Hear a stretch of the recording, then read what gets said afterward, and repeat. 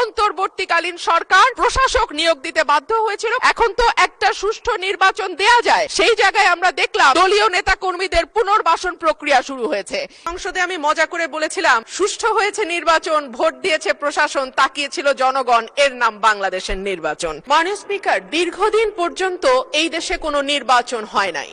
মানুষ তাদের পছন্দের প্রতিনিধি নির্বাচন করতে পারে নাই। জাতীয় নির্বাচন থেকে শুরু করে স্থানীয় পর্যায়ে নির্বাচন পর্যন্ত প্রত্যেকটি নির্বাচন ছিল কারচুপিপূর্ণ। সে কারণেই একবার সংসদে আমি মজা করে বলেছিলাম, সুষ্ঠু হয়েছে নির্বাচন, ভোট দিয়েছে প্রশাসন, তাকিয়েছিল জনগণ, এর নাম বাংলাদেশের নির্বাচন।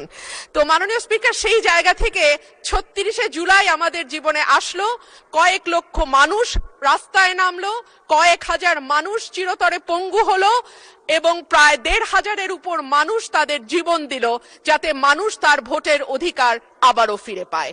এবং আল্লাহর কাছে অশেষ শুকরিয়া মাননীয় স্পিকার, একটি অবাধ, সুষ্ঠু, নিরপেক্ষ নির্বাচনের মধ্যে দিয়ে ত্রয়োদশ জাতীয় সংসদ গঠিত হয়েছে এবং আমি এই সংসদে একজন স্বতন্ত্র প্রার্থী হিসেবে নির্বাচিত হয়েছি। মাননীয় স্পিকার, সংবিধানের ৫৯ অনুচ্ছেদের দিকে আপনার দৃষ্টি আকর্ষণ করছি।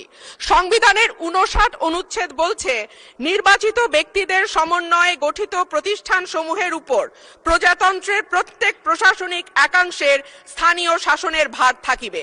সোজা বাংলায় বলতে গেলে স্থানীয় সরকার পরিচালিত হবে নির্বাচিত প্রতিনিধিদের মাধ্যমে।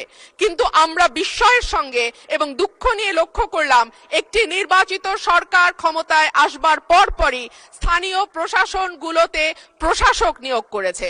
মাননীয় স্পিকার, যখন শেখ হাসিনা পালিয়ে গেল তখনকার পরিবর্তিত পরিস্থিতিতে অন্তর্বর্তীকালীন সরকার প্রশাসক নিয়োগ দিতে বাধ্য হয়েছিল, কারণ আমরা দেখেছি ইউনিয়ন পর্যায়ে, উপজেলা পর্যায়ে চেয়ারম্যান বা মেম্বার যারা ছিল তারাও পালিয়ে গেছে। কিন্তু এই অবস্থা তো মাননীয় স্পিকার এখন আর নেই। এখন তো একটা সুষ্ঠু নির্বাচন দেয়া যায়, সেই জায়গায় আমরা দেখলাম দলীয় নেতা কর্মীদের পুনর্বাসন প্রক্রিয়া শুরু হয়েছে।